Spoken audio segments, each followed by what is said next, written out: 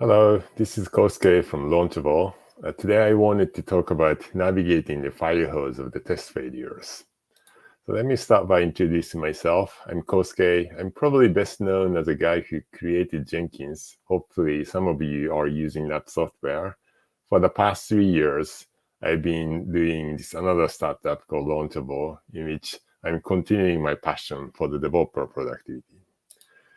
So when we talk about the developer productivity, this DevOps infinity is what we've been, I guess collectively we've been telling the world that you want to go through this loop of the development as fast as possible. Now, when I actually go visit different software development teams around the world, what I often find is not the smooth infinity loop, but the workload quite clogged on one part, that is testing. In other words, churning out changes is easier, but building enough confidence to that change to be able to put that into production, well, that's a different story. So today I wanted to talk about that part, what's really going on in the testing. Now, we all know that the automating tests, writing automated tests is a challenge, but I'm talking about what happens afterward. So you automated them, you run them nightly. In the morning, you show up to work and you have a new test results to work off of. Now, then what? Right? Now, depending on the kind of software you're building and the kind of test suites we're talking about, what happens after the test results show up is different. But generally speaking, I find these 5 things to be key ingredients to the work. And then collectively, I believe we call these things as triaging. So the testing starts with getting tests to run, and then once these tests are run, you have a results, but it actually contains a lot of noise. So people need to filter away the noise from these things, and then of the true test failures that needs humans to look into, well, somebody needs to go look at those failures and analyze the problem to understand what happened. And then once the problem is understood, that information needs to be passed to the right people, right developers, so that they can fix this problem. And then while that fix is getting worked on, until it shows up to the place where the tests are running, it needs to be kept track of. So those are already, in my mind, the general 5 ingredients of the triage problem. And what I noticed is that as the project grew, this problem kind of builds up over time. The project might get bigger, the code base gets bigger, and the tests start to accumulate, and then it starts to crumble under its own weight. So what are people doing to cope with these different aspects of the test triaging challenge? That's what I wanted to look into in the remaining time that I have today with you. Okay, so I'm going to take this one at a time. The first one is to getting the test to run. So now imagine like you're running E2E test suites. Then the test resources are not free. It's going to cost a lot to maintain and run. Yet people often feel like there's not a lot of value to be shown for running these tests. So how people are dealing with this challenge? I think probably the most important pitch that I hear from many people is the idea of the prioritizing tests. That is, not every test are equal. So you want to focus your effort, both writing and maintaining, but also like monitoring the failures and so on the key important tests. So that's a prioritization. I'm sure you might have smoke tests. You might have, Google advocates this small, medium, large 3-way distinction. And then those are the basic approach to the prioritizations. Now, if you have a prioritized test, then you can split them up according to these priority boundaries, and then you can choose to run them at different frequencies at the different point in the delivery pipeline, right? Very important tests might run very close to the left more frequently, but hopefully those are small. Longer, less important tests are probably running less frequently. So I call that notion multi-stage testing. And collectively, you can contain the workload that the test will produce or control how much load it puts to the system under test. Another practice I think that's been getting the attention is the idea of the test impact analysis. And then, so what this means is like to assess what needs to be tested and only run those tests. Historically, these things are done manually. I've seen some meetings in which the QA people and the engineers come together to decide, okay, in this round we made these changes, so we are just gonna run these sets and waive the rest of the tests. But now the emerging practice is to rely on the machine learning and the AI to solve this problem. In places that can provision test environment to create multiple test environments, always can use that functionality to make better test runtime environment. And then you can, in some places, this provisioning is fully automated, and then you can assign the test environment into the test while that's executed, stuff like that. And that happens all the time. All right, so we looked into quickly, like what is it about to getting the test to run. So you have these test results, great. Now, what happens is that often these test results contain noise, like flaky tests, for example. The problem of the noise in the system is that if you have too much noise coming out from the automation system, then it creates a crying wolf effect, and eventually it could destroy the confidence to the automated QA effort altogether, making all the developer essentially ignore what's happening there. That would be a disastrous outcome. So, what are people doing to deal with this challenge? I think probably the most common bit when it comes to the noise is the flakiness. And as many engineering teams reported, this is truly a universal problem. So when it comes to dealing with flakiness, I think of these three different approaches, all needs to combine somewhat. One is to fight back the flakiness, meaning you try to fix the flakiness. But here I feel like the key mistake is to try to entirely eliminate the flakiness. Now, if you're working on something that's very deterministic, maybe that is easy enough. But for most systems that's worth testing, it's not economically viable or the beneficial to try to eliminate flakiness. So it's important to choose the effort wisely where you knock back the flakiness. The second part is to try to exclude the flaky test from executions, or like a retry flakiness so that it masks the problem. Both are actually important part of the story to keep the smoothly operating the CI process, even though I know some people religiously oppose the idea of masking the flakiness like that. In some in a few places, I've also seen this approach where they essentially pretend that the flaky failures didn't happen. So if they pass, they pass. But if they fail, like they post-process the results so that the tests behave as if they passed or just at least ignored.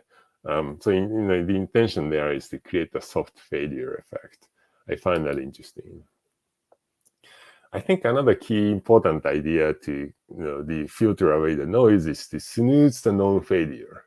So what often happens is that especially in the test that's removed from the left, like further to the right, is that one day the tests fail for a legitimate reason. Let's say the application contains a bug. Then somebody will look at that and figure that out, and then the information is communicated back to the dev, but the fix wouldn't arrive instantaneously. So while the fix is getting worked on, you want to make sure that this test doesn't keep creating a failure and polluting tomorrow's triaging process. So I've seen the practice in which test gets excluded from the test executions by the annotations, and this annotation contains a reference to the ticket that represents the effort to fix this issue. So in that way, you're no longer wasting time looking at the failures for the test that's already known to fail, but you also maintain this tracking so that this test doesn't get excluded forever. So that's the snoozing of the test failures.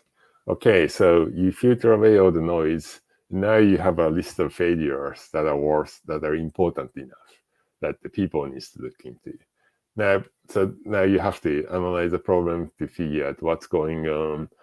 I feel like, again, when I'm looking at the different teams, there's lots of different facets to this challenge, right? Like, okay, you might want to figure out, is this an environment problem, app problem, or a test problem? What changed recently might give you a clue into what went wrong. Where can I find more details, and etc., etc. And here, I feel like this is a real drag to the audit triaging process in general. But it's somewhat paradoxically, it's also kind of fun to be able to do this detective work, to really piece together the evidence to figure out what went wrong, to be able to pinpoint the source of the problem. There is this incredible puzzle-solving joy in that process as well. But this takes a lot of contextual knowledge, and then it slows down even the most capable people in the team. Often this amounts to opening up a black box, right? When the test of that system integration test, ETE test, these things treat this system under test essentially as a black box, interacting with it like users should do. But when things fail, to understand what's going on, you kind of need to open up the bonnet of the car to figure out really what's going on, where things went. So, the collecting logs, there are techniques like, distributed code tracing, like Zipkin, Jaeger, and so on. But those, I haven't really come across that many, or maybe even any team that successfully deploy these things at scale to systematically simplify the root cause diagnostics. So this, by and far, still remains very labor-intensive work. So what are the coping mechanisms? So one of the things that I've seen successfully used, and I encourage my own engineering team to do this, is the idea of the journaling. So try to keep a meticulous record of what you looked into, what evidence you found. Based on that, what was your hypothesis? It's a little bit like keeping a journal for the science experiment in the college. And then that would allow other people to follow your footsteps, to be able to see what the experienced the QA people did to diagnose the problem. Another useful aspect to help with this, the analyzing the problem challenge, is to simplify how to reproduce the failures say, locally. Often it's very hard for developers to be able to reproduce this kind of problem on their own environment, because the fixtures and whatnot involved in running a test could be huge. So containerizing the test executions might be another common practice to deal with this. I've also seen the places where the test environment won't get recycled right away, but they are kept around so that the developers or engineers can log into the system, poke around, and figure out what's going on. That's another very practical way to tackle this challenge. Okay, so now you looked at the problem. So the next step is to raising the awareness of the right people. So who should be the first to look at the problem? How to make sure that you flag this the right way to these people. So I think the very common practice in this space is that the good old triage meeting, where people come together, go through the important prioritized issues, check the status of it, make sure that the developers accept those issues, and stuff like that. So that's the baseline. I think the question in my mind is, how much better can we do from there? So one of the practices that I've seen that made a lot of sense to me is to create this framework in the participant minds about what kind of problems could result in what kind of priority. So let's say, you might say the failures around the core user journeys might be P1, but the UI glitches that's only affecting a small number of people would be P3 and stuff like that. So this would eliminate, or at least reduce the bike shedding around the priority, and then make things a little more automatic.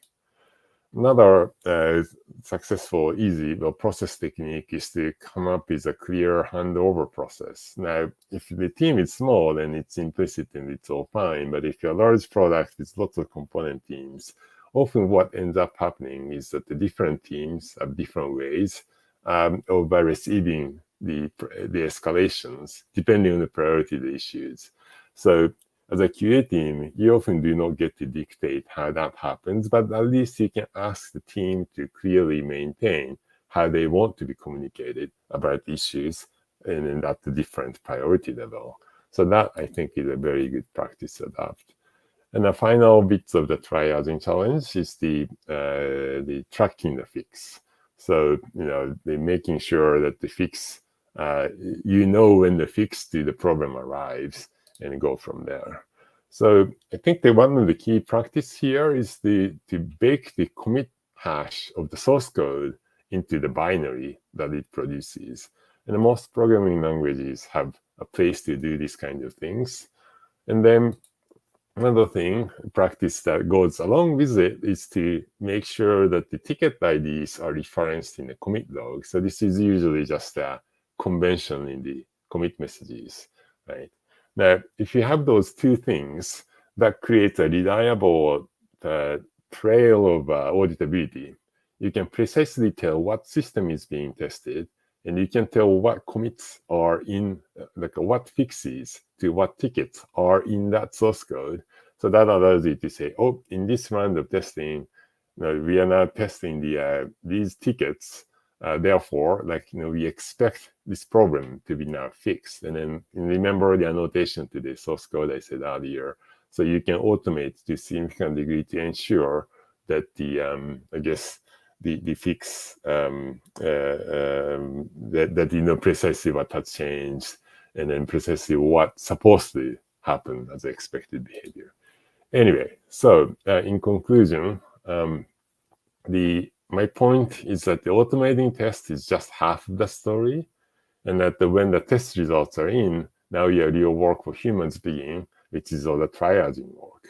Now, the triaging work is actually quite a non-trivial work. So I'm curious to hear from you, where are your teams spending biggest time in there? And then what are the kind of mitigations you can take to simplify that workload? And collectively as an industry, I think there are lots of opportunities to make this part of the software development more efficient. So, this is where my passion is. But, I'd also love to hear from and talk to people who think about these challenges and what, trying to solve it in their own way. All right, so that's it for my short talk for today, and I hope you enjoy the rest of the conference. And then, let me know. Looking forward to having more conversation. Bye-bye.